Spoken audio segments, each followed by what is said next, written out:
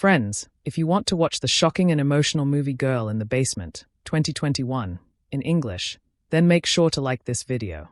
And if you're visiting our channel for the first time, don't forget to subscribe to our channel Facts and Review.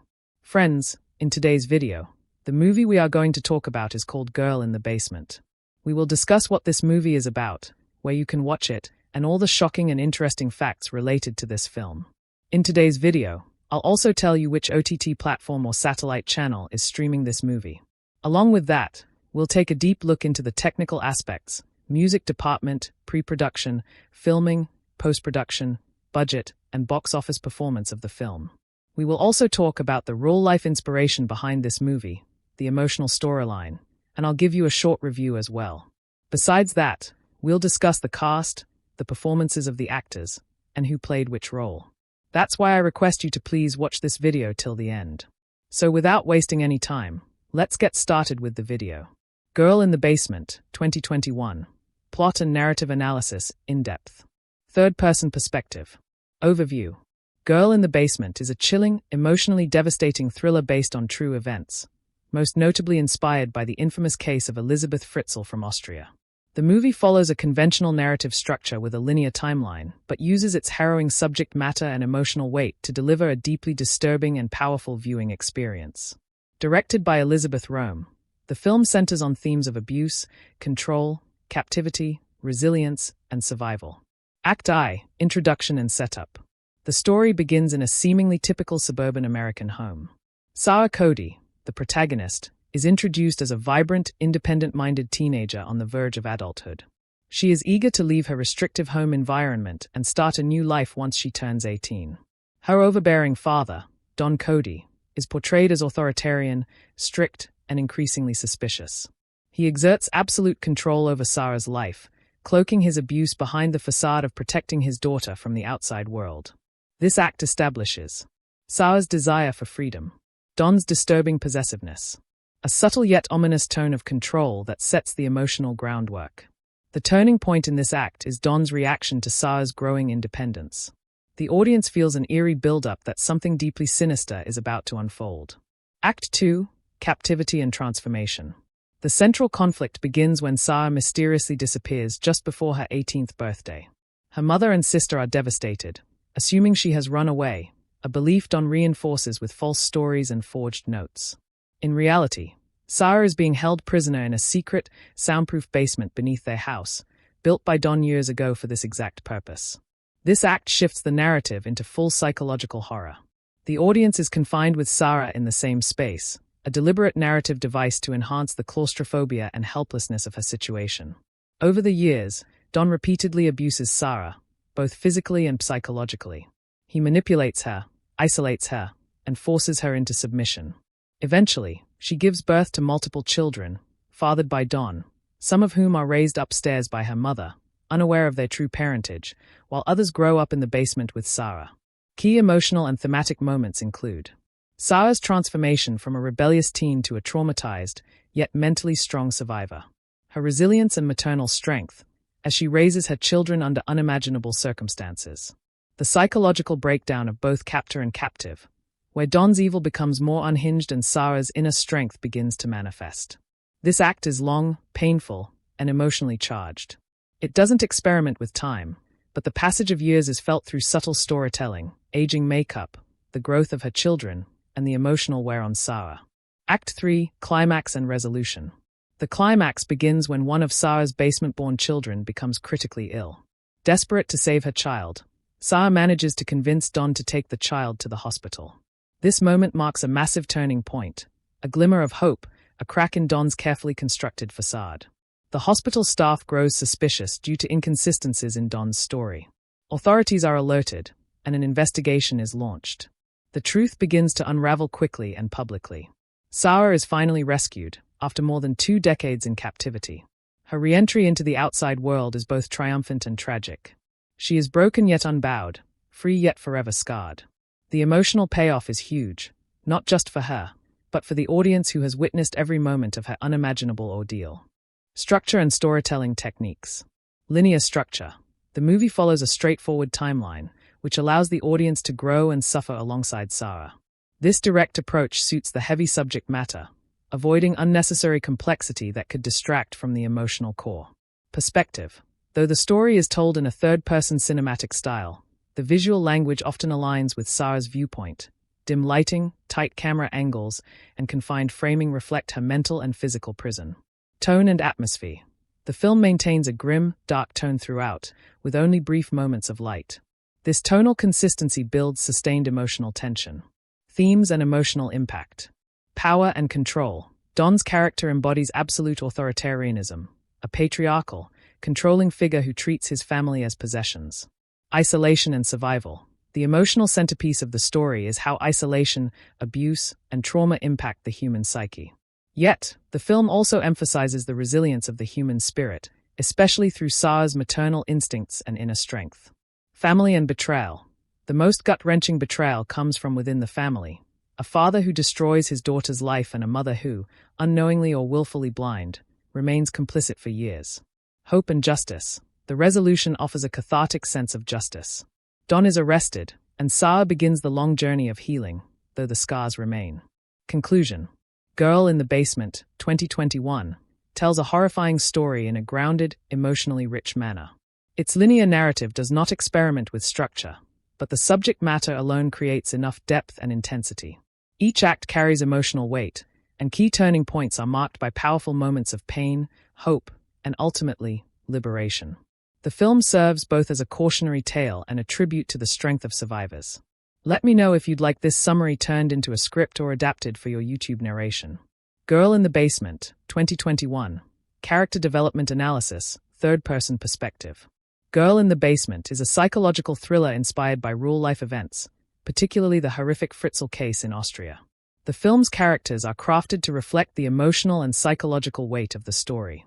While not every character in the film receives deep development due to its runtime and dramatic focus, the central figures are laid enough to effectively convey the horror, resilience, and tragic complexity of the story. Here's a detailed third-person perspective analysis of the character development. 1. Sarah Cody, protagonist, portrayed by Stefanie Scott. Sarah begins the story as a typical, spirited 18-year-old girl with dreams of escaping her authoritarian father's grip. Her initial characterization centers around her desire for independence, as she longs to explore life, music, and love outside the confines of her restrictive home. Character arc and growth. Sarah undergoes the most drastic transformation in the film. When her father, Don, locks her in a basement for years, her journey becomes one of survival, resilience, and motherhood. Her transformation is not only physical, as she endures the trauma of confinement and abuse, but also emotional and psychological. She evolves from a defiant teenager to a strong, protective mother who must shield her children from the truth and horrors of their reality. Her survival instinct and inner strength become the emotional backbone of the film. Despite immense suffering, Sarah retains her sense of identity, humanity, and hope, which culminates in her eventual liberation and empowerment. Relationships. Sarah's bond with her children, especially her eldest daughter, is central to her emotional strength. Her motherly instincts shape many of her decisions, including how much of the truth she shares with them and how she preserves a sense of normalcy. Her relationship with her father is obviously complex, shifting from fear and confusion to defiance and silent resistance. 2. Don Cody, antagonist, portrayed by Judd. Don is depicted as a manipulative, authoritarian patriarch who presents a normal facade to the outside world but is deeply controlling and psychologically disturbed. His character is a chilling representation of domestic evil, highlighting the contrast between public image and private monstrosity. Character layering. Don does not undergo any moral or emotional growth. In fact, his character remains rigid and pathological. However, this static nature is intentional, serving to reflect how some abusers remain unrepentant and delusional even when confronted with their crimes. His motivations are rooted in power, control, and a warped perception of family dynamics. He believes he is protecting Sarah from the outside world while simultaneously exploiting and abusing her. Don's dual identity, loving father to outsiders, monster in private, adds a disturbing depth to his character, showing how evil can hide in plain sight. Relationships. His relationships are based on dominance and control. With his wife, he is dismissive and manipulative. With Sarah, he masks his abuse in twisted justifications.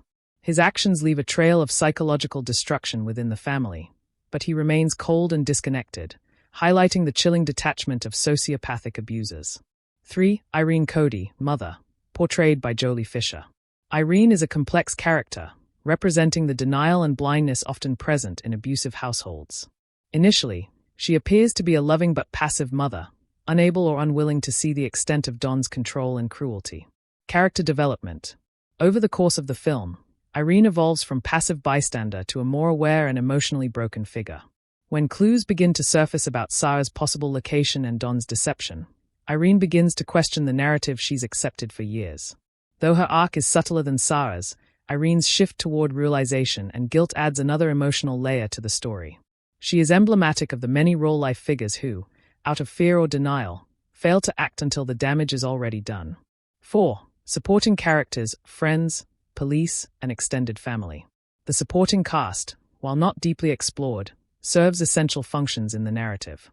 Friends who drift away, officers who are initially dismissive, and family members who question Sarah's disappearance all represent society's delayed or failed response to abuse. These characters don't undergo major arcs individually, but collectively, they reflect a societal commentary on how abuse can be ignored or underestimated until it's too late. Overall character dynamics and contribution to story. The central character relationships, Sarah and Don, Sarah and her children, Don and Irene, are psychologically rich, exploring themes of power, fear, survival, and denial. The characters are crafted to evoke emotional responses, anger, empathy, horror, and to shed light on the insidious nature of domestic imprisonment. While the antagonist remains static, it is the growth of the protagonist that fuels the story's emotional arc and gives the film its narrative weight and emotional payoff. Conclusion. Girl in the Basement presents its characters with emotional intensity and dramatic clarity. Sarah's transformation from a rebellious teen to a survivor and protector is powerfully drawn. Don's villainy is chilling in its realism, while Irene's arc underscores the cost of inaction. Although the film prioritizes emotional storytelling over nuanced subplots or broader character exploration, its main characters are layered, impactful, and essential to the harrowing tale it tells. In summary, yes, the characters are well developed within the framework of the film's purpose, to shock, inform, and evoke empathy, and their relationships and motivations are central to the film's disturbing but ultimately hopeful journey. Girl in the Basement, 2021, Performances Analysis, Third-Person Perspective. Girl in the Basement, directed by Elizabeth Rome and inspired by the real-life Fritzl case, relies heavily on its performances to bring emotional authenticity to a deeply disturbing story. While the film is a lifetime production, with a modest budget and a made-for-TV aesthetic, the acting is one of its strongest assets. The cast delivers powerful, emotionally charged performances that lend credibility to a story that could have easily veered into sensationalism or melodrama. Here is a detailed third-person analysis of the performances. 1. Stefanie Scott as Sarah Cody, lead protagonist.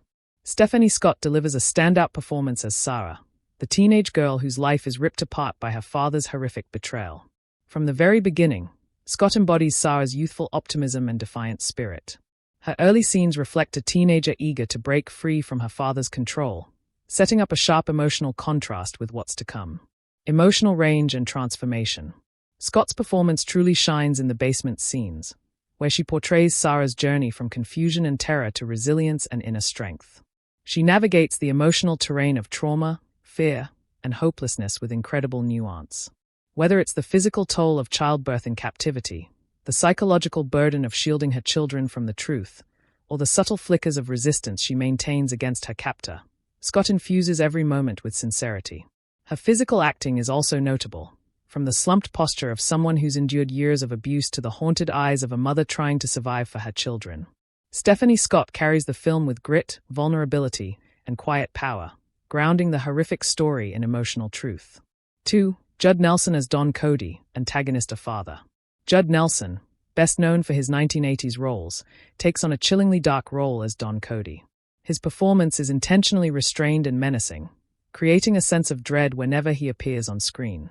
Don is not a loud or erratic villain. Nelson plays him as cold, methodical, and deeply narcissistic, which makes his character all the more terrifying. Controlled evil.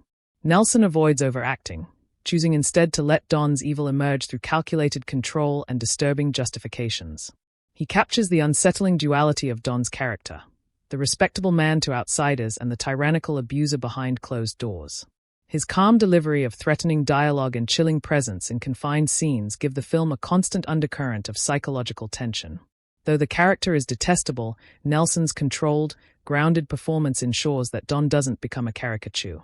Instead, he embodies the terrifying reality of abusers who hide in plain sight, making his performance one of the film's most disturbing and memorable elements. 3. Joely Fisher as Irene Cody, mother. Joely Fisher plays the role of Irene Cody, the oblivious and emotionally distant mother, with subtle complexity. While her screen time is more limited compared to the leads, her performance effectively portrays the emotional toll of denial, confusion, and eventual guilt. Emotional ambiguity. Fisher captures a woman torn between suspicion and trust, fear and love. In early scenes, she embodies the role of a wife numbed by years of emotional manipulation, often brushing off Don's odd behavior. As the story unfolds and clues emerge about her daughter's fate, Fisher conveys Irene's growing anxiety and breakdown with raw honesty. Her final moments, when she begins to realize the truth, carry a weight that adds emotional gravity to the family's implosion. Fisher's performance is not flashy but rather grounded and sorrowful, making her a crucial emotional link in the story's family dynamics. 4. Supporting cast, emotional reinforcement. The supporting cast, though not as deeply explored, enhances the story's emotional realism and helps anchor the world outside the basement. Emily Topper as Amy, Sarah's sister Topper, adds layers of heartbreak as the sister left behind. Her growing frustration and helplessness reflect the grief and confusion families experience in cases of disappearance. Jake Etheridge as Chris, Sarah's boyfriend, his performance brings a sense of external loss and loyalty, highlighting the love that Sarah was forced to leave behind. Though limited in screen time, he provides an emotional anchor to Sarah's pre-captivity world. Judson Mills as Officer, even in brief roles, the law enforcement characters capture the slow, frustrating process of justice, adding to the film's tension and realism. Emotional and thematic impact of the performances. Collectively, the cast ensures that the film's disturbing subject matter is not sensationalized. Their performances serve to humanize the story, rather than reducing it to shock value. The actors bring emotional weight and psychological complexity to each scene. Highlight trauma's layers. Through their facial expressions, tone, and physicality, the actors reflect the long-term psychological impact of abuse, denial, and captivity. Create believability. Even in a story so extreme, the actors' grounded performances maintain a sense of realism and empathy. Conclusion. From a third-person perspective, it's clear that the actors in Girl in the Basement rise to the challenge of portraying a horrifying, emotionally charged story. Stefanie Scott delivers a career-defining performance, embodying survival and resilience with grace and power. Judd Nelson's chilling portrayal of Dawn elevates the film's tension, while Joely Fisher adds emotional depth as a mother trapped in her own web of denial. Despite the constraints of being a made-for-TV movie, the performances enhance the believability, emotional depth, and moral gravity of the story. Each actor contributes to making Girl in the Basement not just a thriller, but a harrowing psychological drama grounded in human experience. Girl in the Basement, 2021. Direction analysis, third-person perspective. Directed by Elizabeth Rome, Girl in the Basement is a harrowing psychological thriller rooted in real-life horror. As a directorial debut for Rome, previously known for her work as an actress, the film reflects a clear intention to handle the material with both sensitivity and intensity. From a third-person perspective, Rome's directorial choices play a crucial role in establishing the tone, mood, and emotional resonance of the film. While the story itself is inherently shocking, it is Rome's restrained and thoughtful direction that ensures the narrative remains focused on psychological truth over sensationalism. Tone and mood, harrowing realism with underlying hope. Rome's direction is grounded in emotional authenticity.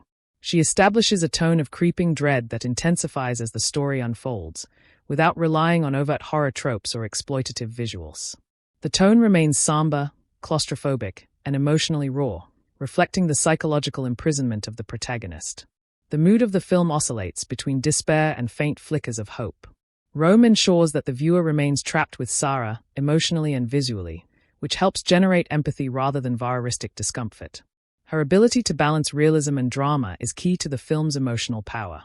Pacing, methodical and character-driven. The pacing of Girl in the Basement is measured and deliberate, mirroring the slow, torturous passage of time Sarah experiences in captivity. Rome avoids rapid plot turns or melodramatic spikes in favor of a slow-burning, character-driven narrative. Each year that passes in the basement is marked with subtle visual and emotional shifts rather than overt time jumps.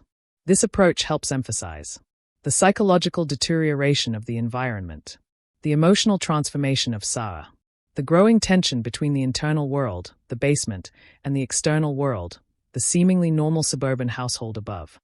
While some viewers might find the pacing slow, from a cinematic and thematic perspective, it is a purposeful decision that enhances the suffocating atmosphere of Sarah's ordeal. Shot composition and visual language, confinement and contrast.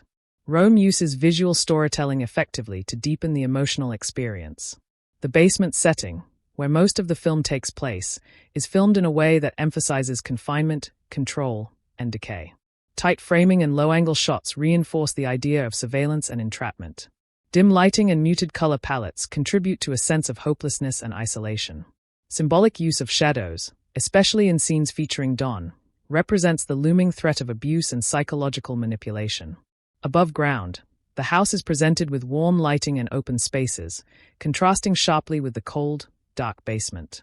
This duality of environments reflects the duality of Dawn's character, a respectable patriarch on the surface, a monster in secret. Additionally, the camera rarely leaves Sarah's perspective, reinforcing the emotional subjectivity of her experience. Even when time skips forward or events escalate, the story remains anchored in her trauma and resilience. Narrative vision, empathy over exploitation. Elizabeth Rome's most notable achievement as a director lies in her sensitive handling of extremely dark material. She avoids graphic violence or gratuitous depictions of abuse, choosing instead to focus on emotional pain and psychological control. The slow erosion of freedom and identity, the quiet strength of a survivor.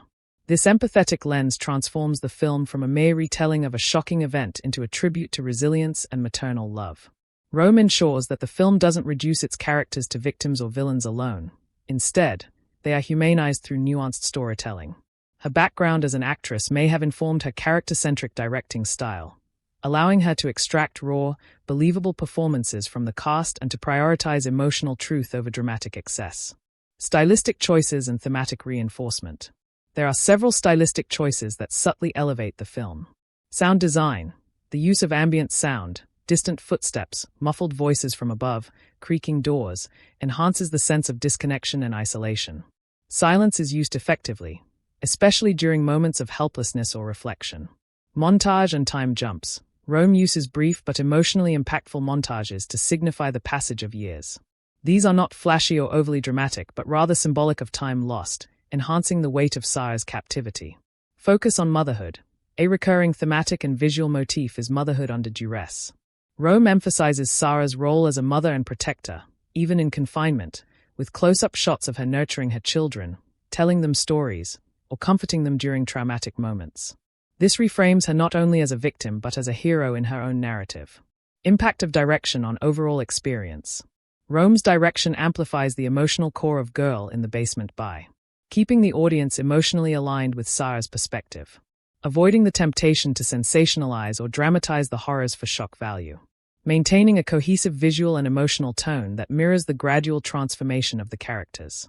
While some might critique the film for its television-style simplicity or limited cinematic flair, from a third-person analytical perspective, it's clear that Rome delivers a carefully curated emotional journey that prioritizes empathy, realism, and psychological depth over visual spectacle.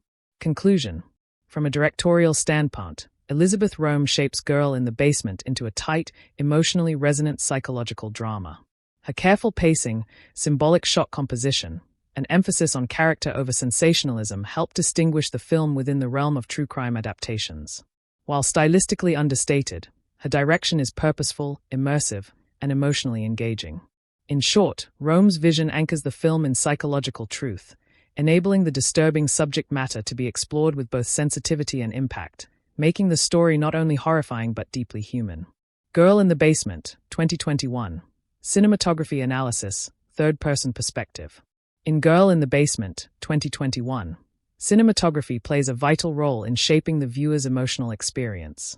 While the film is a modest, made-for-TV production, its visual language, crafted through careful camera angles, lighting choices, and framing techniques, greatly enhances its storytelling. From a third-person perspective, the cinematography works not through flashy or stylized spectacle, but through restraint, contrast, and emotional intimacy, effectively mirroring the claustrophobic horror and quiet resilience at the heart of the narrative. 1. Camera angles, conveying power, confinement, and isolation. The cinematography strategically employs low and high angles to reflect power dynamics and psychological tension. Low-angle shots of Don Cody, played by Judd Nelson, make him appear dominating and threatening, reinforcing his role as an oppressor. These angles often appear in basement scenes, emphasizing his control over the environment and over Sarah. High-angle shots of Sarah, played by Stefanie Scott, especially early in her captivity, convey vulnerability, entrapment, and helplessness. As the narrative progresses and Sarah grows stronger, the camera shifts, more neutral and eye-level shots begin to reassert her dignity and resolve. The frequent use of close-ups serves to pull viewers intimately into Sarah's emotional world. Her facial expressions, fear, pain, quiet strength, are captured with sensitivity, making her internal journey as vivid as the external horrors she faces. 2. Lighting, mood, metaphor, and emotional tone. Lighting is one of the film's strongest atmospheric tools, used to create a stark emotional and spatial divide between the world above and below. Basement lighting. The basement is lit with cold, dim, and often harsh fluorescent lighting, a visual metaphor for psychological stagnation and despair. Shadows dominate the space, especially in scenes involving confrontation or abuse, visually reinforcing the themes of secrecy and darkness. In childbirth and parenting scenes, however, the lighting softens subtly. This nuance reflects moments of emotional warmth, even within the bleakness of confinement, hinting at Sarah's inner light and maternal strength. Surface lighting. In contrast, scenes in the family's house above the basement are well-lit, warm, and open, creating an intentional visual dissonance. This contrast emphasizes the duality of Don's character, a man who maintains a respectable exterior while hiding monstrous acts. This interplay between light and dark is not just practical but deeply symbolic. It externalizes Sarah's psychological state and underscores the dual realities of the household. 3. Framing and composition, psychological intimacy and spatial tension. Framing is consistently tight and calculated, especially in the basement sequences. Tight framing of Sarah and her children inside the basement evokes suffocation, claustrophobia, and lack of escape. The audience is visually trapped with the characters, heightening empathy and tension. The film often uses door frames, barred windows, and walls as compositional elements, further reinforcing the sense of enclosure. These visual boundaries echo the literal and metaphorical walls built around Sarah by her captor. In contrast, scenes outside the basement often use wider frames to represent freedom, space, and ignorance. This spatial disparity between freedom and imprisonment becomes a visual motif throughout the film. 4. Visually striking moments, emotional and symbolic impact. Although the film is not heavily stylized, several key visual moments stand out due to their emotional and symbolic weight. Sarah giving birth in the basement is one of the most haunting and memorable sequences. The scene is dimly lit, with flickering lights casting long shadows. The tight close-ups of Sarah's face, her hands gripping the floor, and the muffled cries of pain immerse the viewer in a raw, visceral experience, made more powerful by its visual restraint. A symbolic use of mirrors and reflections occurs subtly in moments when characters confront aspects of themselves. Don's reflection is sometimes fragmented or obscured, symbolizing his fractured morality. Near the climax, when the police finally uncover the truth, the basement door opens, and for the first time, natural light floods the space. This is a deliberate visual metaphor for liberation and the return of humanity, marking a stark contrast with the rest of the film's lighting choices. 5. Cinematographic atmosphere, sustained tension and emotional weight. The overall cinematographic approach is designed not to dazzle but to submerge the viewer in emotional tension. The film maintains a restrained, documentary-like realism that enhances believability. Through its lighting, angles, and visual rhythm, the cinematography sustains psychological tension without resorting to horror cliches, amplifies emotional intimacy, particularly with Sarah and her children, evokes a mood of quiet dread and determined survival. Director of photography, DP, choices reflect an understanding of how space, light, and proximity affect not only visual aesthetics but also viewer empathy and psychological engagement. Conclusion. From a third-person perspective, the cinematography in Girl in the Basement is a carefully crafted component of the film's storytelling. While not flashy or highly stylized, Its power lies in its restraint and thematic consistency. The use of confining camera angles, contrasting lighting, and intimate framing deepens the audience's immersion into Sarah's harrowing experience. In essence, the cinematography serves as a silent narrator, visually echoing the story's central themes of captivity, deception, resilience, and eventual light. It's not only an aid to the narrative, it shapes the viewer's emotional journey, making the horror personal and the hope palpable. Girl in the Basement, 2021. Editing and Pacing Analysis, Third-Person Perspective. In Girl in the Basement, 2021, the editing and pacing function as integral components of the film's emotional and narrative architecture. From a third-person perspective, the film's structure and temporal rhythm are shaped to mirror the psychological descent into captivity and the long road to resilience. While the editing is largely unobtrusive and traditional, this deliberate simplicity serves the story's intimate, emotionally intense nature. However, there are moments where the pacing becomes uneven, either dragging in places or rushing through key developments. Despite this, the editorial decisions largely succeed in sustaining viewer engagement and emotional immersion. 1. General flow and structure, a linear descent into confinement. The film follows a mostly linear timeline, beginning with Sarah's strained relationship with her father, Don, and moving gradually into her entrapment and life in the basement. The editing follows this narrative arc with a clean, chronological structure, avoiding complex flashbacks or non-linear detours. This chronological linearity enhances clarity and coherence, which is essential given the emotionally weighty subject matter. The editors focus on maintaining a consistent tone and narrative momentum, ensuring that the horror of the story unfolds in a way that is digestible but still impactful. 2. Transitions and continuity, clean but conventional. Transitions between scenes are clean and traditional, employing standard dissolves, cuts, and fades. There are no jarring shifts or experimental techniques, which works in the film's favor. The editors clearly prioritize emotional continuity over stylistic flourishes. For example, the transitions between time periods, e.g., when years pass during Sarah's captivity, are handled with brief visual cues, aging makeup, changes in the children, or subtle shifts in set design, rather than lengthy exposition or title cards. This gives the viewer a subconscious sense of time slipping by, which reflects Sarah's own perception of her years underground. That said, some critics might find these transitions too understated, leaving certain time jumps feeling abrupt or lacking emotional preparation. A more visually creative editorial approach might have deepened the narrative resonance during these transitions. 3. Pacing, a double-edged sword. The film's pacing is a delicate balance between sustained tension and the risk of narrative drag. The story unfolds over many years, and this extended time frame creates both strengths and weaknesses in the film's rhythm. Where the pacing works. In the early stages of Sarah's captivity, the pacing is tightly controlled, slowly ratcheting up the emotional and psychological tension.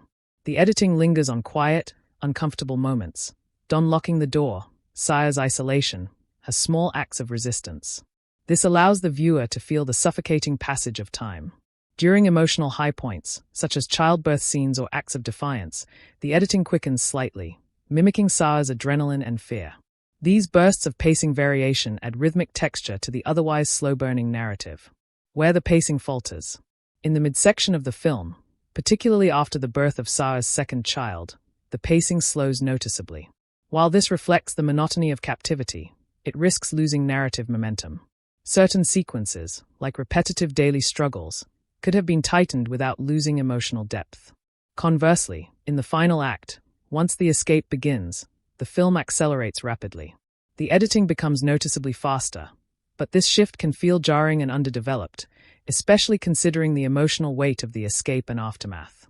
The reunion with her mother, for instance, is impactful but feels rushed in comparison to the lingering buildup of trauma. This contrast in pacing, slow middle, rushed climax, creates an imbalance that somewhat dulls the emotional catharsis the film is aiming for. 4. Emotional rhythm, building empathy and tension. The film's emotional rhythm is its greatest editorial strength. The editors understand that this is a story of psychological endurance, and the rhythm reflects that. Long, quiet takes in the basement allow emotions to simmer beneath the surface: fear, sadness, hopelessness. These moments are rarely cut short, giving actors space to emote and the audience time to process. Montages of time passing, Sarah's children growing, her physical and emotional changes, are used sparingly but effectively. These sequences maintain narrative momentum while avoiding excessive exposition. In emotionally intense scenes, such as confrontations with Don or moments of silent rebellion, the editors use sharp cuts, tighter framing, and faster pacing to match Sarah's heightened emotional state. This creates a visceral connection between viewer and character. Despite the occasional missteps in overall pacing, the emotional rhythm remains intact, guiding the viewer through a painful but ultimately redemptive journey. 5. Use of silence and sound in editing. A notable editorial choice involves the use of silence and minimal background score in key moments. Silence is often used to isolate Sarah emotionally and to create tension. For example, scenes where she listens for Don's footsteps or prepares to shield her children are made more intense by the absence of music or dialogue. These editorial pauses heighten viewer anxiety and focus. In contrast, subtle music cues underscore moments of emotional resonance, such as Sarah bonding with her children or imagining life beyond the basement. These cues are editorially timed to maximize emotional impact without overwhelming the scene. Conclusion. From a third-person analytical standpoint, the editing and pacing of Girl in the Basement are largely effective, serving the narrative with restraint and emotional clarity. The editorial approach reflects the film's intent, to focus not on sensationalism, but on the human experience of long-term abuse, resilience, and eventual liberation. Though the film suffers slightly from pacing imbalance, especially with a slow midsection and a somewhat rushed finale, the emotional cadence, narrative clarity, and atmospheric cohesion provided by the editing ensure that the story maintains its grip on the audience. The editors respect the gravity of the subject matter, choosing subtlety and empathy over stylistic showmanship. In essence, the film's editing doesn't just string scenes together. It weaves an emotional tapestry, guiding the viewer through years of pain, perseverance, and ultimately, freedom. Girl in the Basement, 2021. Soundtrack and score analysis, third-person perspective. In Girl in the Basement, 2021, the soundtrack and score play a subtle yet vital role in reinforcing the film's emotional core and atmospheric intensity. From a third-person perspective, the music is not designed to dominate the narrative but to quietly underscore its psychological and emotional undertones. There are no grand orchestral flourishes or overt musical themes. Instead, the score is minimalist, restrained, and deeply attuned to the characters' inner lives, particularly that of the protagonist, Sarah Cody. While the film may not be widely known for a standout soundtrack, its judicious use of music and, importantly, silence, contributes meaningfully to the film's tone, tension, and pacing. 1. Tonal function of the score, subtle and unobtrusive. Unlike more stylized thrillers or horror films, Girl in the Basement employs a low-key, ambient score. This musical approach mirrors the real-life horror that inspired the film, emphasizing the realism and psychological weight of the events over melodrama. The score uses soft drones, light piano, and subdued strings to create an almost imperceptible background tension.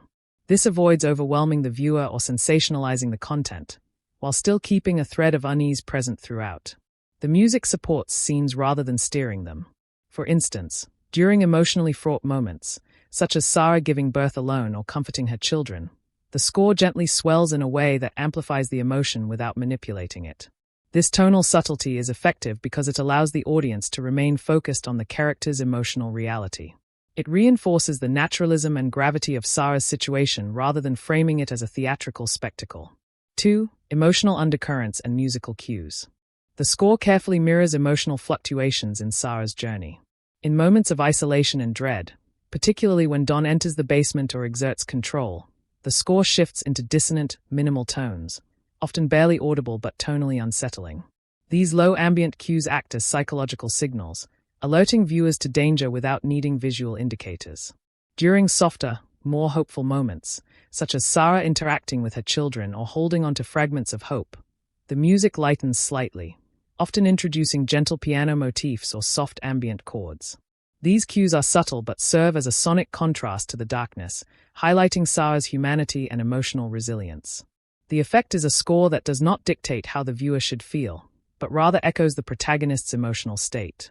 This level of empathic scoring enhances the psychological immersion and builds a deeper connection between audience and character. 3. The power of silence, a bold editorial and musical choice. One of the most powerful tools in the film's soundscape is not music at all, but silence. In several key scenes, particularly those involving abuse, trauma, or quiet resistance, the film intentionally refrains from using music. These moments of silence are jarring and emotionally raw. They invite the viewer to sit uncomfortably with the gravity of the situation, without the buffering of score or sound design. This use of silence is especially impactful in scenes where Sarah is left alone after an assault or is enduring an emotional breakdown. The lack of music allows ambient sounds, like the creaking of the basement, her breathing, or distant noises from the house above, to take center stage, enhancing the sense of realism and entrapment. This restraint reflects a mature sound design philosophy. Sometimes, what's not heard is more powerful than what is. The silence becomes a narrative element in itself, echoing Sarah's voicelessness and forced invisibility within her own home. 4. Motifs and recurring themes, subtle and consistent.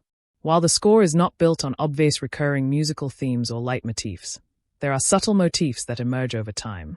A sparse, melancholic piano line appears in several emotionally resonant scenes, such as Sarah's initial isolation, the birth of her children, and her brief moments of hope. Though not a full-fledged theme, this motif acts as a quiet musical through-line, tying together her emotional arc. The use of low-register ambient tones, often in minor keys, serves as a recurring auditory signal of tension and fear.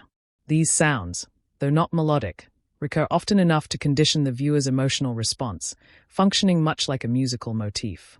Such subtlety reinforces the film's commitment to grounded, character-driven storytelling, avoiding the use of a musical signature that might feel artificial or out of place in such a raw and realistic narrative. 5. Integration with narrative and visual elements. The soundtrack and score are seamlessly integrated with the film's visual and narrative elements. Music often begins in tandem with camera movement or lighting shifts, such as when the basement door opens or a confrontation begins. This synchronization enhances immersion and creates a unified storytelling rhythm. The sound design also blends diegetic sounds, like basement echoes or overhead footsteps, with non-diegetic score, creating an audio environment that feels both cinematic and intensely personal. This integration ensures that the music never calls attention to itself. Instead, it serves the narrative quietly but effectively, allowing the emotional content of the story to lead. Conclusion. From a third-person perspective, the soundtrack and score of Girl in the Basement are understated yet highly effective. Rather than pushing for emotional manipulation, the music acts as a silent companion to the narrative, offering emotional reinforcement without dominating the viewer's experience. The score's subtle piano lines, ambient textures, and expert use of silence reflect a deep respect for the story's real-life origins. It complements the film's restrained cinematography and grounded direction, contributing to a unified tone that feels authentic and emotionally sincere. While there are no standout, memorable compositions in the traditional sense, the musical choices serve the film's emotional beats with precision, enhancing empathy, tension, and ultimately, the catharsis of survival. It is a case of music not needing to be heard loudly to be felt deeply. Girl in the Basement, 2021. Themes and Messages Analysis, Third-Person Perspective.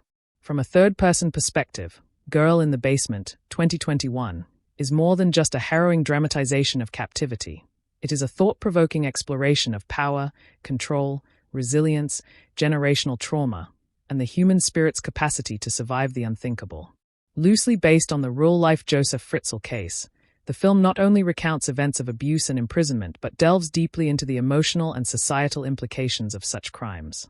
While the narrative unfolds in the confined space of a basement, the themes it examines are vast and universally resonant.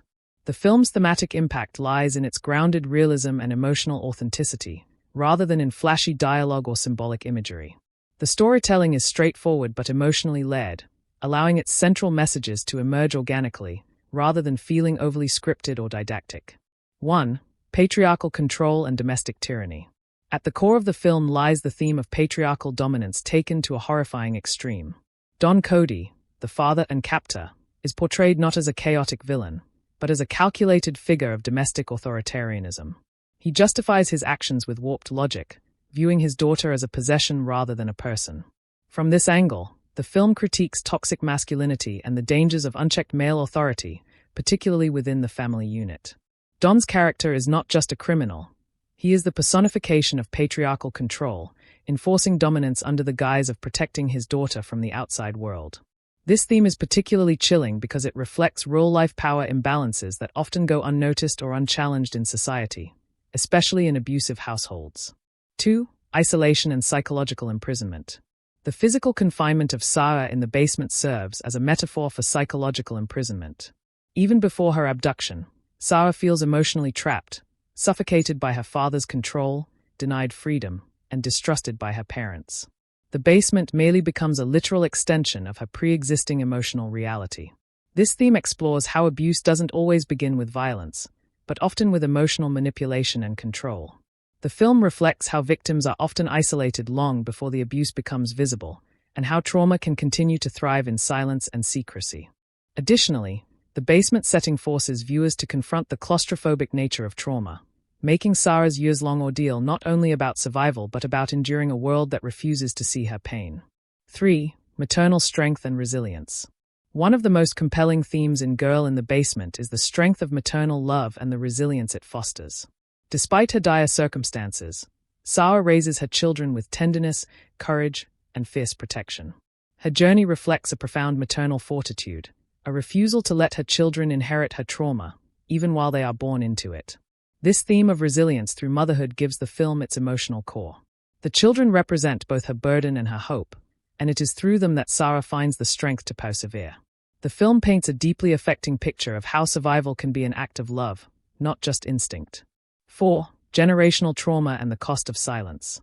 The film subtly touches on generational cycles of trauma and silence, particularly through Sarah's mother, Irene. Irene's ignorance or denial of Don's abuse represents the danger of blind loyalty and passivity. Though she appears to be a victim in her own way, her failure to question or challenge Don's behavior reflects how silence enables abuse. This theme speaks to the broader societal issue of how abuse often hides behind facades of normalcy, and how victims can be doubly punished, first by their abuser, and then by those who choose not to see.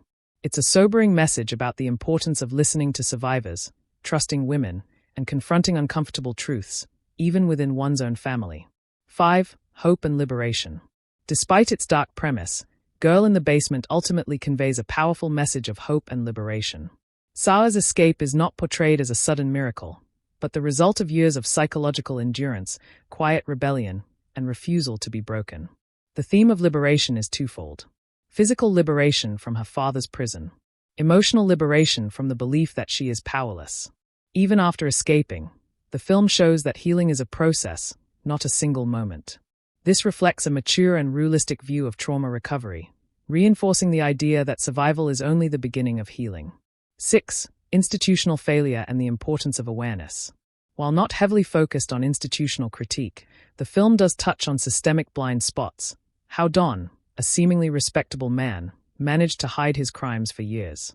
The lack of effective suspicion or intervention from neighbors, authorities, or extended family reflects a chilling truth. Monsters don't always look like monsters, and society often fails to recognize evil when it wears a familiar face. This theme calls attention to the importance of awareness, vigilance, and belief in victims' voices. It serves as a critique of how abusers manipulate social appearances to mask their crimes, and how easily victims can be rendered invisible in systems that don't know how to see them. 7. Identity and the loss of time. Sarah's years in captivity rob her of not only freedom but time and identity. She is forced to live a shadow life, mothering in secret, aging in darkness, and missing out on her youth and future. The theme of lost identity and stolen years runs throughout the film, manifesting in Sarah's gradual psychological wear but also in her enduring spirit. This is one of the film's most quietly devastating themes, that trauma often doesn't just take lives, it suspends them, leaving victims to rebuild not just their freedom, but their very sense of self. Conclusion. From a third-person viewpoint, Girl in the Basement conveys a range of deep and emotionally resonant themes that go far beyond its harrowing plot. Its exploration of patriarchal control, emotional resilience, maternal love, psychological endurance, and systemic silence forms a powerful emotional and moral core. These themes are communicated organically through character arcs, atmosphere, and storytelling choices, rather than through heavy-handed exposition. While some critics may argue that certain elements are simplified for dramatic effect, the film's thematic honesty and emotional clarity ensure that its core messages leave a lasting impression. Ultimately, Girl in the Basement is not just a story of horror. It is a story of survival, strength, and the unbreakable will to reclaim one's voice and identity in the face of unimaginable cruelty. Girl in the Basement, 2021, Visual effects and CGI analysis, third-person perspective. From a third-person perspective, Girl in the Basement, 2021, is a film that relies heavily on realism and emotional intensity rather than elaborate visual spectacle, meaning that visual effects and CGI are minimal, subtle, and purpose-driven. This is not a film that leans into the traditional uses of digital effects to create fantasy or action-driven sequences. Instead, it employs a restrained and grounded aesthetic, where practical effects and production design take precedence over digital augmentation. Still, the few visual and practical effects that do exist are carefully employed to support the storytelling, not to stand out, but to seamlessly blend into the film's somber, claustrophobic atmosphere. 1.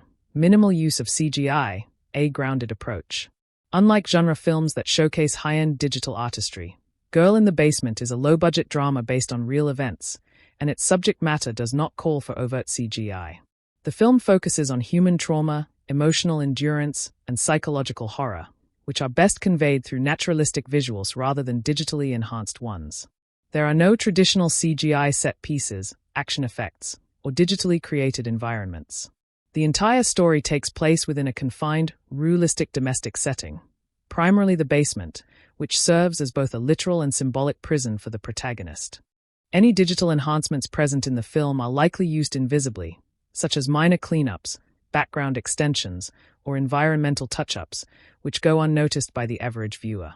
These small, functional uses of CGI are executed with discretion and care, ensuring that they do not disrupt the emotional authenticity of the film. 2. Practical effects, subtle, effective, and emotionally driven. The practical effects in the film are more notable and central to the storytelling. These include makeup and physical transformation. Over the years of Sarah's captivity, her appearance changes to reflect her suffering. Practical makeup and hairstyling are used to show her physical decline, stress, and aging. These transitions are handled with realism, avoiding any exaggeration, which helps maintain the story's credibility. Childbirth scenes. Given the limited budget and sensitive subject matter, childbirth is portrayed using practical techniques that imply the experience without showing explicit visuals. Strategic camera placement, lighting, and sound design work with practical props to suggest the gravity and rawness of these moments. The effect is visceral but not graphic, grounded in emotional truth rather than shock value. Aging and environmental degradation. The basement environment deteriorates subtly over the years. The use of set design, practical grime, whereon props and lighting changes helps convey the passage of time. These are practical effects that serve as a visual metaphor for Sarah's decaying world, and by extension, her endurance in the face of it. 3. Realism over spectacle, a conscious creative choice. Director Elizabeth Rome and the production team intentionally avoid flashy visual effects, recognizing that the strength of the film lies in its intimate, emotionally driven narrative. Visual choices throughout the film, be it lighting, color grading, or subtle visual deterioration, are executed with a focus on authenticity and immersion. For example, as years pass in the basement, the film's color palette darkens slightly, becoming more muted and cold. While not a digital effect per se, this visual progression is likely aided by color grading, which is the most significant post-production visual tool used in the film. The film also utilizes naturalistic lighting, often mimicking dim, artificial light sources typical of a basement. Any visual manipulation here is done subtly, ensuring that viewers feel like they are in the confined, grimy space alongside Sarah, rather than watching a stylized version of her ordeal. 4. No distractions or unnatural visuals. Because the film uses virtually no visible CGI, there are no distracting digital effects that pull the viewer out of the story. Everything is built to feel immediate, confined, and emotionally grounded. This decision enhances immersion rather than detracting from it. In films that center on psychological trauma and real-life horrors, less is more, and Girl in the Basement exemplifies this. The filmmakers trust the performances, script, and practical production elements to carry the emotional weight of the story, and the minimal reliance on digital effects reflects that trust. 5. Comparison of practical versus digital execution. In comparing the limited, digital effects to the practical ones, practical effects dominate and shine, helping to deliver emotional realism and continuity across the film's timeline. The use of makeup, set design, props, and natural light reinforce the believability of Sarah's captivity and suffering. Digital effects, if used, are largely invisible, supporting background enhancements or post-production tweaks rather than creating noticeable, standalone visuals. Their success lies in their invisibility, which ensures the viewer's focus remains on the human experience, not the technical execution. This balance shows that visual storytelling does not require spectacle to be powerful. In fact, restraint can often deepen the emotional resonance. Conclusion.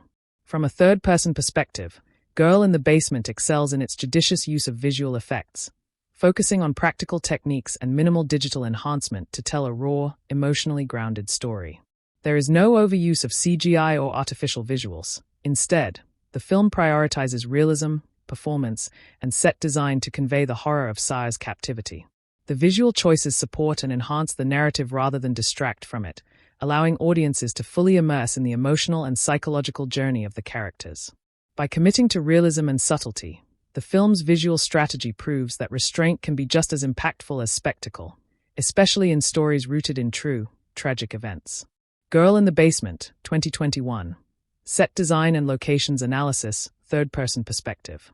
From a third-person perspective, Girl in the Basement, 2021, utilizes its set design and limited locations with exceptional narrative precision, creating a world that is both claustrophobic and emotionally charged. The film's production design, particularly the depiction of the titular basement, plays a crucial role in deepening the emotional resonance of the story and reflecting the psychological states of its characters. Rather than relying on elaborate or varied settings, the film uses restraint and minimalism to immerse the viewer in a singular, suffocating environment, which mirrors the protagonist's captivity and isolation. The sets are not just physical spaces but narrative tools that evolve with the story, reinforcing the horror, helplessness, and ultimately the resilience of the characters. 1. The basement, a character in itself. The basement setting is the heart of the film, both literally and symbolically. It is designed to be oppressively enclosed, with low ceilings, dim lighting, and utilitarian furniture, all of which reflect Saya's entrapment. The design incorporates bare concrete walls, stripped of warmth or comfort, emphasizing the coldness of her confinement. Metal piping and old utility features, reminding viewers this was never meant to be a living space, but rather a hidden prison. Gradual buildup of clutter and wear, subtly showing the passage of time and emotional weight without using montage or dialogue. As years go by, the basement evolves, not through major structural changes, but through accumulation of props, including children's makeshift toys, worn-out bedding, and decaying furniture. This transformation reflects Saya's slow adaptation to her environment and the surreal, quiet horror of raising children in captivity. The attention to detail in the basement's deterioration, such as peeling paint, rust, and grimy textures, adds layers of realism and creates an almost tactile sense of despair. 2. The family home, deceptive normalcy. In stark contrast to the basement, the upstairs family home is designed to reflect a facade of middle-class domestic normalcy. This juxtaposition is critical to the film's thematic structure. The home's upper floors are bright, orderly, and superficially comfortable. Don Cody, the father and captor, maintains this illusion of normalcy to the outside world. The pristine nature of the living room and kitchen only deepens the horror of what lies beneath. This stark contrast between surface-level respectability and hidden evil is powerfully communicated through set design. It reinforces the film's commentary on how abuse can thrive behind closed doors, masked by social appearances and conventional settings. 3. Use of props, visual storytelling without dialogue. Props throughout the film are intentionally minimalistic, but thoughtfully curated to advance the narrative and emotional stakes. In the basement, viewers see handmade items, like paper drawings, old toys, and makeshift cribs. These speak volumes about Saya's attempts to create a semblance of normalcy for her children, even in extreme isolation. Rationed food items, a small TV, and dim lamps emphasize the harsh limitations of the setting while also reflecting Don's calculated psychological manipulation, offering tiny comforts while maintaining absolute control. Each item in the set serves to either underline the bleakness of Saya's situation or highlight her enduring humanity and resourcefulness. 4. Visual symbolism through location. The basement's progression over time subtly mirrors Saya's psychological state. In early scenes, it feels like a prison, empty, sterile, dehumanized. But as time passes and children are born, the clutter and signs of life begin to fill the space. Though still oppressive, the environment also shows traces of domesticity, indicating Saya's attempt to reclaim agency in her confined world. The cot, the children's play area, the markings on the wall, all serve as visual evidence of her journey, sacrifices, and quiet defiance. The lack of natural light becomes symbolic, the absence of hope, of visibility, and of the outside world's awareness. When Sarah and her daughter eventually escape, the return to natural daylight is visually jarring and cathartic. The moment is made more powerful by the sustained contrast with the dark, man-made prison beneath the house. 5. Realism and budget-conscious execution. Given the film's modest budget, the production team made strategic use of limited locations, investing more deeply in set dressing and spatial detail rather than expansive or elaborate environments. This decision serves the film's tone and story extremely well.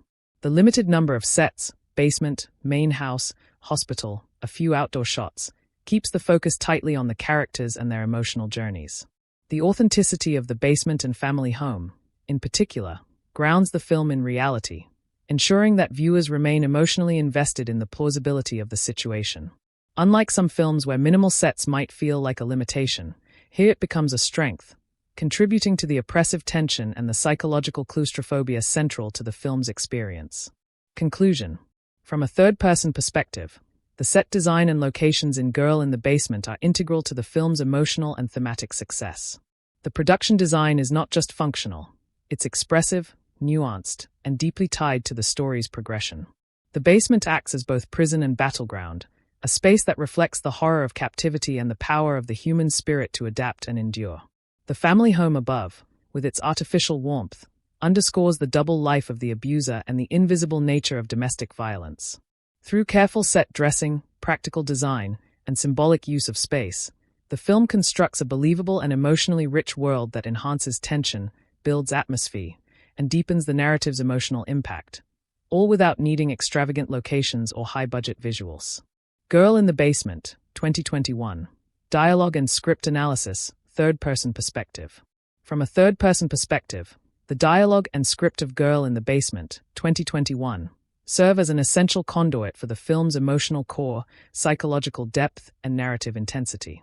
The film, based on real events and dealing with disturbing subject matter, does not rely on flashy or overly stylized dialogue.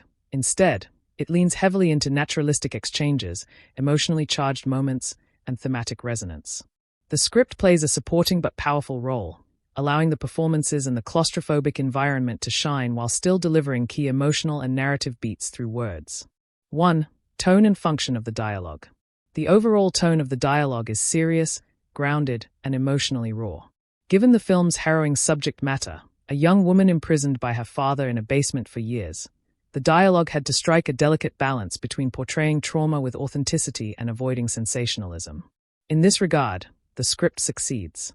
The dialogue avoids melodrama and instead opts for restrained emotional expressions that feel true to the characters' situations.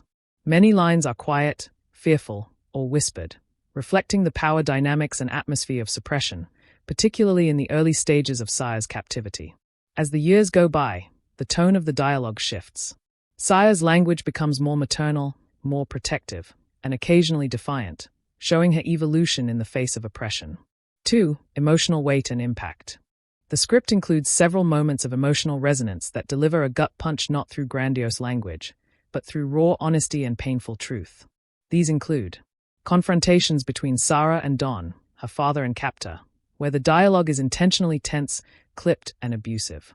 Don's manipulation and psychological control are communicated not through lengthy monologues but through condescending commands, gaslighting language, and patronizing phrases, which make his control feel chillingly real. Saya's quiet pleas and internal dialogue, especially in moments when she's alone or interacting with her children, reflect her vulnerability and resilience. These lines often carry subtle emotional depth, as she tries to maintain hope for herself and her children. The dialogue between Sarah and her daughter later in the film introduces moments of bittersweet honesty, where Sarah must explain their reality and the outside world, a difficult and heartbreaking challenge that is handled with compassion and emotional restraint in the writing. 3. Character voice and authenticity. The script ensures that each character's dialogue feels true to their identity and emotional context. Sarah evolves from a rebellious, outspoken teen into a measured, emotionally mature survivor. This evolution is reflected in how her speech patterns change, less sarcasm, more measured tone, and moments of quiet wisdom. Don Cody, her father, uses language that reflects his control, delusion, and patriarchal mindset. His lines are often disturbingly calm, rationalizing his monstrous actions with twisted logic.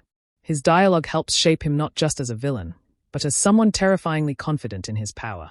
Supporting characters, such as Sarah's mother and the police, have relatively minor dialogue but serve important functions. Their words often highlight societal denial or passive complicity, and in the later part of the film, they provide a contrasting sense of the outside world's moral clarity. 4. Notable lines and scenes.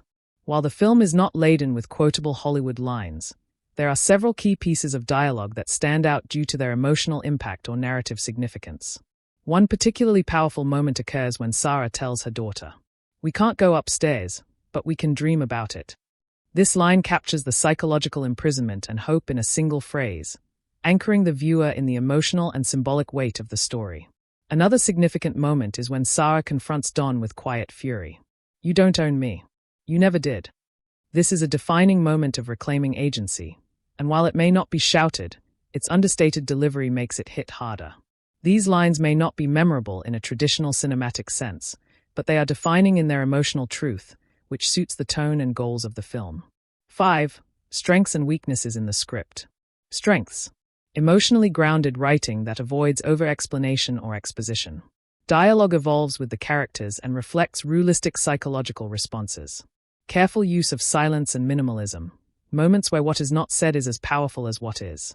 Lines that support the film's themes of control, isolation, resilience, and the human spirit.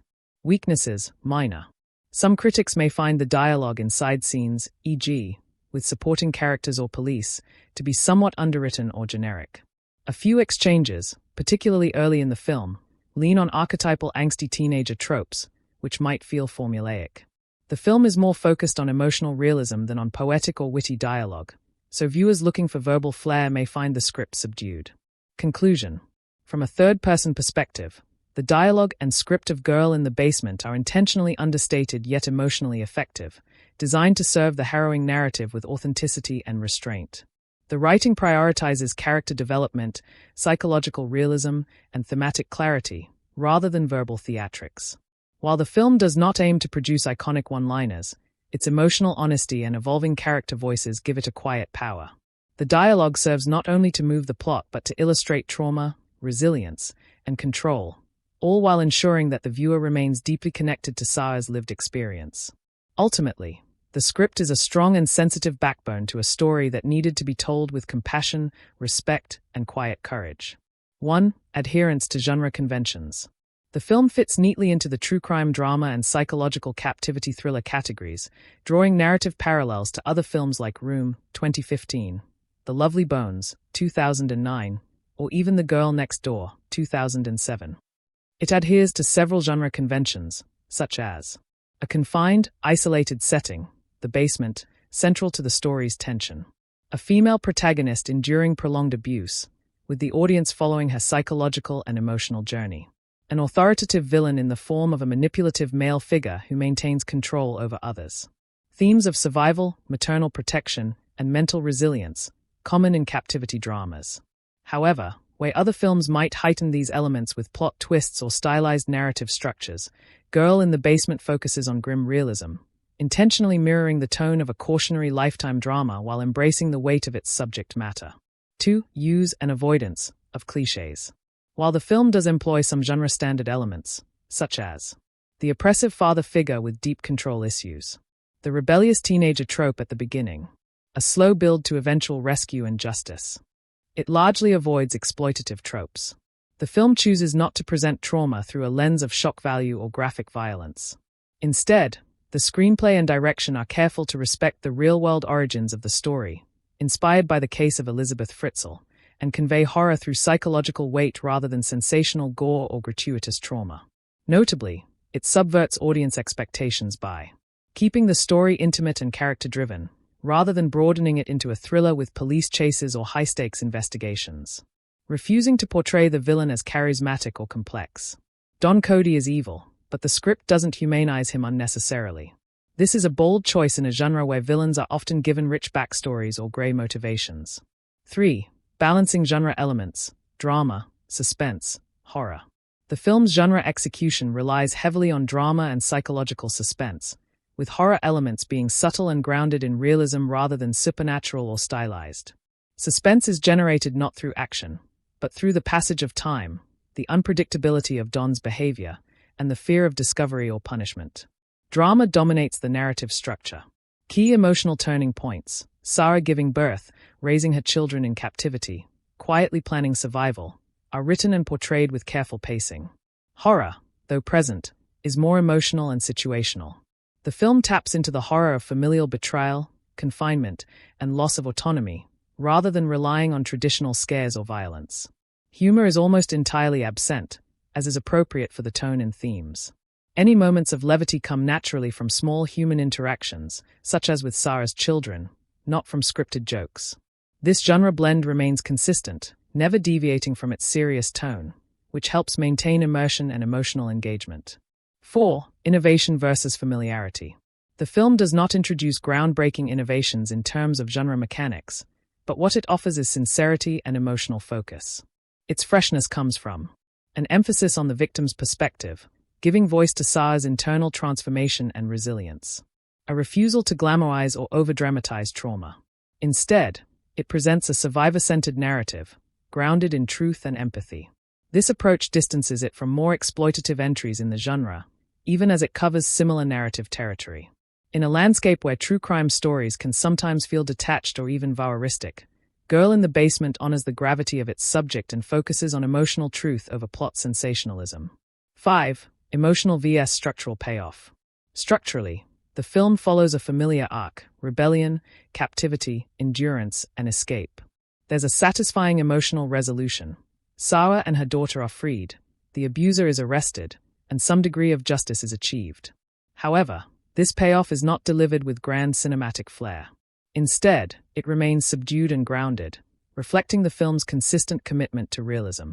For genre audiences, this might seem anticlimactic in terms of plot mechanics, but it reinforces the film's message-driven agenda. The purpose is not just to entertain but to educate, warn, and empathize. Conclusion. From a third-person perspective, Girl in the Basement does not attempt to reinvent its genre, but it doesn't need to. It delivers a haunting, restrained, and emotionally potent experience by embracing the core tenets of true crime psychological drama and executing them with integrity. It avoids genre excesses and cliches, favoring realism, emotional depth, and survivor-focused storytelling. The film is a quiet triumph of tone and genre execution, not because it surprises the viewer, but because it confronts them with an uncomfortable truth in a way that is respectful, impactful, and deeply human. Its success lies not in fresh mechanics, but in authentic, compassionate storytelling within its genre framework. 1. Commentary on patriarchy and control. At the core of the film is a deeply unsettling portrait of patriarchal dominance. Don, the father and abuser, is the embodiment of toxic masculinity and authoritarian control within the domestic sphere. His obsession with controlling his daughter's body, choices, and future serves as a disturbing reflection of societal structures that enable male authority over women, particularly in familial or private settings. The illusion of protection often used to justify paternal control, which in this story is a mask for possession, obsession, and violence. A broader pattern in which women's voices are silenced by those closest to them, often in the name of love or care. The film, in this way, becomes a commentary on the dangers of unchecked patriarchal power and how it can devolve into abuse behind closed doors without ever raising public suspicion. 2. Examination of familial abuse and secrecy. One of the most poignant social messages in Girl in the Basement is its exploration of how abuse can exist in secret for years, even decades, because it is hidden by a veneer of normalcy. Don Cody is a respected community figure, and this contradiction echoes real-world cases where abusers live double lives, appearing respectable while committing heinous acts in private. Victims are disbelieved or ignored, particularly when the perpetrator is a parent or relative. Societal denial and the myth of the perfect family enable abusers to thrive without detection. The film critiques this silence by showing how even Sarah's mother, though not complicit in the abuse, remains unaware due to emotional manipulation and ignorance, mirroring how systems of abuse often persist through passivity and denial. 3. Gender dynamics and victim blaming. Through Sarah's early characterization as a rebellious teenager who wants independence, The film subtly touches on the double standards applied to young women's behavior. Early scenes present Don's concern as overprotectiveness, but as the story unfolds, it becomes clear that his obsession with controlling Sarah's sexuality and freedom is a reflection of societal discomfort with female agency. Victim blaming, even in its most insidious forms, exists in the guise of parental concern. The notion that a young woman should conform, obey, and suppress her desires or face punishment is directly interrogated through the film's narrative arc. Sarah's journey from silenced daughter to defiant survivor becomes an indictment of the cultural mechanisms that police and punish women's autonomy, particularly within the family unit. 4. Institutional and societal failure. The film also critiques the institutions that fail to protect vulnerable individuals. Despite years of Sarah's absence and suspicious behavior from Don, there is no effective intervention from law enforcement, social services, or community members. This absence of action speaks volumes about the underreporting and mishandling of domestic abuse and missing persons cases, especially when the perpetrator is a family member. Community complicity through apathy, ignorance, or refusal to confront uncomfortable truths. A lack of systemic support for young women who are perceived as rebellious or troublesome, and thus not taken seriously. The film exposes the cracks in social safety nets, highlighting how victims often suffer in silence because the very systems meant to protect them either dismiss or overlook them. 5. Motherhood and intergenerational trauma. A powerful undercurrent in the film's thematic fabric is the role of motherhood. Sarah is forced to become a mother in unimaginable circumstances, and yet she raises her children with compassion and strength. This dynamic offers a sharp contrast to Don's toxic parenthood, which is rooted in domination and control. The resilience of women who survive trauma and transform it into care and protection for the next generation. In doing so, the film also touches on intergenerational trauma, where children born in captivity grow up under the shadow of fear, but are nurtured by a mother determined to preserve their innocence and hope. This reflects larger conversations about how cycles of trauma are inherited, confronted, and broken. 6. Media responsibility and ethical storytelling. While Girl in the Basement dramatizes real-life horrors, it is also conscious of how such stories should be told. Unlike many films that sensationalize real crimes for entertainment, this film centers the victim's perspective, giving Sarah narrative agency and emotional depth. Avoids graphic depictions of abuse, instead focusing on the psychological scars and the endurance of the human spirit. Invites viewers to reflect on the real-world implications of abuse, rather than treating the story as mere spectacle. In this way, the film contributes to an ongoing dialogue about ethical storytelling in true crime, advocating for respect, awareness, and empathy. 7. Cultural relevance in the #MeToo era. Although not explicitly tied to the #MeToo movement, the film's themes resonate deeply within its context. It showcases the power dynamics of abuser and victim, where the abuser is a respected figure and the victim is disbelieved or silenced. The narrative reinforces the importance of believing survivors and listening to those who are often dismissed. It highlights how abuse can occur in the most trusted places, within families, in homes, behind smiles, which is a key element in many contemporary discussions around abuse and accountability. Conclusion. From a third-person perspective, Girl in the Basement offers a powerful and emotionally grounded social commentary on a wide array of pressing issues: patriarchy, abuse, systemic failure, trauma, and resilience. The film doesn't just tell a disturbing story, it reflects back on the audience a truth that is uncomfortable but necessary to confront. Its effectiveness lies in how organically these themes are woven into the narrative. Nothing feels forced or moralizing. Rather, the film allows the characters' experiences to speak for themselves, prompting reflection on the dark corners of society that remain hidden too often.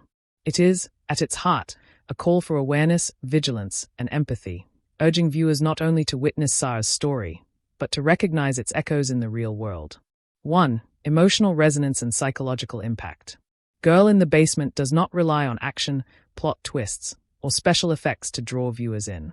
Instead, it commands attention by immersing the audience in a harrowing emotional journey. The core emotional experiences evoked include shock and disbelief as the truth of Sarah's captivity is slowly revealed, made more unsettling by the ordinary suburban setting.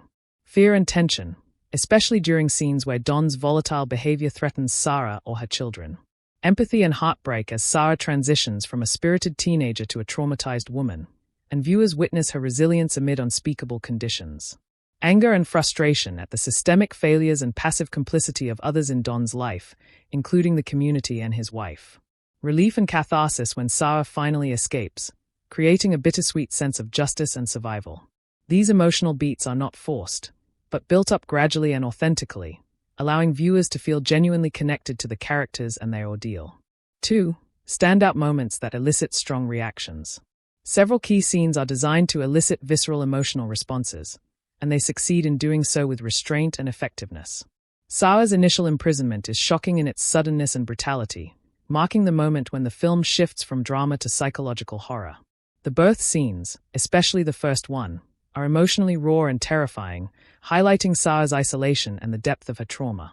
Moments when Sarah tries to protect her children evoke strong maternal empathy, showcasing her emotional strength under impossible conditions. The confrontation with her mother after escape, where disbelief turns to horror and guilt, is a moment of intense emotional reckoning for both characters and the audience. The final scene, with Sarah and her daughter seeing sunlight and freedom, is subtle yet profound in its emotional weight. These scenes are painful but powerful, often prompting viewers to reflect inwardly or express outward emotion, whether through tears, silence, or discussion. 3. Conversation starter and cultural reflection. The film is not just emotionally moving, it is thought-provoking and socially relevant, making it a prime conversation starter. After viewing, audiences are often left with lingering questions and moral reflections. How could such an atrocity happen for so long without detection? What systemic safeguards failed Sarah, and how can they be improved? How do we handle stories of real-life trauma in fiction without exploiting them? What signs of abuse are we, as a society, still ignoring? These questions encourage deep reflection, not only about the film's content, but also about real-world implications. Many viewers report discussing the film at length afterward, particularly in the context of true crime, feminism, and child protection. 4. Repeat viewings, limited, but purposeful. Due to its intense subject matter, Girl in the Basement is not a film designed for frequent rewatching like a thriller or comedy might be. However, educators, advocates, and social workers may return to the film for its educational and awareness-raising value. Audiences who resonate deeply with Sarah's story may revisit it to analyze character arcs or subtle performances that weren't as noticeable during the emotionally charged first watch. Viewers who want to share its message often recommend it to others, prompting follow-up viewings in group settings or discussions. While not rewatchable in the traditional entertainment sense, the film has lasting value as a tool for empathy and social consciousness. 5. Audience connection to characters. The success of audience engagement is largely tied to how relatable and human the characters feel, particularly Sarah. Her arc from defiant teenager to survivor and mother is deeply resonant. Many viewers, especially women, connect with her early struggles for independence. Her resilience inspires admiration and sorrow, making her an emotional anchor throughout the film. Supporting characters like her mother also elicit mixed reactions, ranging from sympathy to frustration, which adds depth to viewer engagement and debate. Even Don, the antagonist, provokes strong emotional reactions, not admiration, but revulsion and horror, which is a testament to the film's effective villain portrayal. 6. Catharsis and justice. The film's conclusion, while not overly dramatic, provides a sense of catharsis. Sarah's escape and the arrest of Don deliver the emotional payoff that the audience has been longing for. It's not triumphant in a Hollywood sense, but quietly victorious, emphasizing healing rather than revenge. This ending strengthens audience engagement by offering hope after prolonged despair, emphasizing survivor strength, allowing viewers to leave the story with emotional closure, even if the scars of the journey linger. Conclusion. From a third-person perspective, Girl in the Basement succeeds in deeply engaging its audience through emotional authenticity, thought-provoking content, and social relevance. It's not a film meant to entertain in a conventional way, but rather to challenge, disturb, educate, and move. The story of Sarah's suffering and resilience resonates long after the credits roll, sparking conversation, awareness, and introspection. The film's power lies in its ability to connect intimately with viewers' emotions and conscience, ensuring that it is not just watched, but felt and remembered. 1. Comparisons to real-life-inspired captivity dramas. Films such as Room, 2015, The Lovely Bones, 2009, Cleveland Abduction, 2015, and The Girl in the Box, 2016, share thematic ground with Girl in the Basement. These films often depict prolonged confinement, psychological trauma, and survival against unimaginable odds. However, Girl in the Basement sets itself apart in several key ways. Tone and style. While Room leans into emotional intimacy and poetic storytelling, Girl in the Basement is more grounded and blunt, echoing the grim tone of Cleveland Abduction. It resists stylistic flourishes and instead focuses on raw emotional intensity.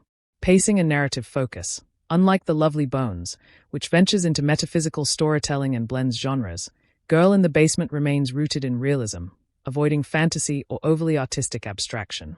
Character development. Compared to The Girl in the Box, Girl in the Basement delves more deeply into the psychology of its central victim, highlighting not just the trauma of imprisonment but the emotional journey of motherhood, isolation, and eventual liberation.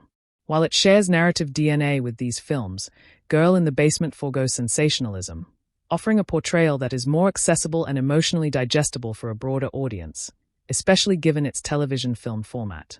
2. Comparisons within the Lifetime movie formula. As a Lifetime original movie, Girl in the Basement fits within the network's well-known formula. Stories based on real crimes, often featuring female victims, emotional arcs of survival, and a focus on domestic or hidden threats. However, this film elevates itself above the typical Lifetime fare through stronger performances and direction than what is commonly seen in the network's catalog. A more nuanced script, with less melodrama and more focus on grounded character development. Improved production values, particularly in set design and emotional tone, without veering into exploitative content. Most Lifetime movies tend to emphasize dramatization over subtlety. Girl in the Basement, while still intense and emotionally charged, maintains a degree of restraint that lends it more credibility and impact, making it feel closer to films like Room or Cleveland Abduction than to routine TV thrillers. 3. Comparisons to director Elizabeth Rome's other work. For actress-turned-director Elizabeth Rome, Girl in the Basement marked one of her first major directorial efforts. When comparing this film to her other directorial or acting projects, Rome brings a sensitive, character-driven approach to directing that shows her understanding of emotional performance, likely informed by her own acting career. While she hasn't directed a large filmography yet, Girl in the Basement stands as a promising and purposeful debut, signaling her intent to tell stories that are socially significant and emotionally rich. Compared to her other Lifetime work, like Switched Before Birth or Family Pictures, this film carries more weight and darker thematic content, handled with surprising maturity for a debut. In this context, Girl in the Basement not only represents a milestone for Rome as a director, but also suggests a potential for her to continue exploring real-life stories with emotional depth and directorial restraint. 4. Does it offer something new or familiar? Familiar elements. The film follows a recognizable formula of captivity stories: initial rebellion, sudden entrapment, years of suffering, and eventual escape. The villain is an authoritarian male family figure, a common trope in films about domestic abuse and power. Emotional beats like childbirth and captivity, stolen glimpses of the outside world, and secret hope are all staples of the genre. What's new or unique? Its television format makes its success more impressive, as it balances emotional storytelling and social commentary without theatrical production scale. The emphasis on motherhood under trauma is handled with sincerity rather than melodrama, offering a unique lens compared to other films that often reduce the victim to a symbol of suffering alone. The film's refusal to sensationalize sexual violence is a notable departure from many similar films, keeping the focus on psychological survival and emotional truth. 5. Thematic comparison: emotional realism versus exploitation. A critical difference when compared to similar films is Girl in the Basement's ethical storytelling approach. Where some films about captivity fall into exploitation or trauma porn, this film stays character-focused rather than plot-driven, making the audience connect with Sarah's internal world. Uses visual storytelling and performance to imply horror, rather than showing it gratuitously. Balances pain and hope, providing space for viewers to emotionally engage without feeling emotionally manipulated. This makes it more aligned with Room's dignity-driven tone than with some of the more exploitative entries in the true crime genre. Conclusion: in comparison to similar films, Girl in the Basement holds its own through emotional realism, strong performances, and ethical storytelling, even while adhering to many genre conventions. From a third-person perspective, it does not revolutionize the captivity genre, but it refines and elevates it within the constraints of a made-for-TV movie. The film may not introduce wholly new ideas, but what it does offer is a compelling, deeply human narrative that engages emotionally, provokes thought, and avoids sensationalism. An accomplishment that places it above average among both Lifetime offerings and many comparable real crime dramatizations. 1. The basement as a metaphor for control and patriarchy. The central metaphor of the film is the basement itself. More than a literal space of confinement, it becomes a symbol of patriarchal control, suppression of female autonomy, and generational trauma. Symbol of captivity and powerlessness. The basement represents Don's oppressive authority and the space in which he exerts complete power. It strips Sarah of her identity, freedom, and voice, reflecting how abuse often thrives in secrecy and silence. Representation of a hidden life. Much like the abuse itself, the basement is underground, out of sight, out of mind, symbolizing society's tendency to overlook or deny the existence of domestic abuse, especially when perpetrated by a seemingly respectable father figure. Womb and tomb. Visually and metaphorically, the basement functions both as a dark womb where new life is born, Sarah gives birth to her children there, and as a tomb, a space of death, loss, and decay. This duality powerfully conveys how Sarah's suffering births resilience, motherhood, and eventually survival, even in the most suffocating circumstances. 2. Light and darkness as symbolic language. Throughout the film, lighting plays a key symbolic role in reflecting Sarah's emotional and psychological state. Claustrophobic darkness. The basement is often dimly lit, with artificial, flickering lights or complete darkness. This visual oppression mirrors Sarah's entrapment, fear, and growing emotional numbness. The lighting emphasizes how hope is distant, and her world is shrinking. Glimpses of natural light. When Sarah or her children occasionally see light seeping through cracks or when she imagines the outside world, it becomes a visual metaphor for hope, freedom, and memory. These small moments of brightness pierce the otherwise unrelenting gloom and symbolize her refusal to surrender completely to despair. Final exposure to sunlight. In the film's final act, when Sarah escapes and steps into daylight, the sunlight acts as a cleansing and liberating force, metaphorically representing rebirth. The harsh shadows of her prison are replaced by natural light, symbolizing truth, justice, and emotional healing. 3. The passage of time, hair, growth, and the clock. Time is subtly symbolized in multiple ways. Sarah's physical transformation. Her changing hair, posture, and wardrobe mark the passage of time and act as visual metaphors for psychological transformation. Her disheveled appearance and matted hair reflect both the degradation of time and the quiet endurance of her spirit. The growth of her children. The children born and raised in the basement symbolize both the passage of time and the enduring nature of life, even in darkness. Their existence is both a reminder of Sarah's trauma and a reason for her continued strength. Lack of a clock or calendar. The absence of clear timekeeping in the basement underscores the loss of identity and control. Time becomes elastic, adding to the psychological disorientation. This contributes to the metaphor of the basement as a world suspended from the outside, a purgatory. 4. Don's character as a symbol of patriarchal tyranny. Don, while presented as a man, functions symbolically as an embodiment of authoritarian patriarchy and toxic masculinity. He isolates, controls, and dehumanizes Sarah, illustrating how power in the hands of a narcissistic male figure can become a weapon of generational trauma. His denial, self-righteousness, and emotional manipulation are symbolic of institutional gaslighting, how abusers justify their actions and enforce silence through fear. His descent into deeper delusion and justification mirrors the societal refusal to acknowledge abuse in family structures. In this sense, Don isn't just a villain. He is a symbol of unchecked domestic tyranny that thrives under the guise of fatherly concern. 5. The theme of rebirth, metaphorical and literal. Motherhood becomes a symbolic act of transformation and resistance in the film. Sarah's childbirths are painful but life-affirming. She brings life into a place designed to dehumanize and destroy. These moments transform the basement into a paradoxical space, a prison, but also a nursery and a site of love.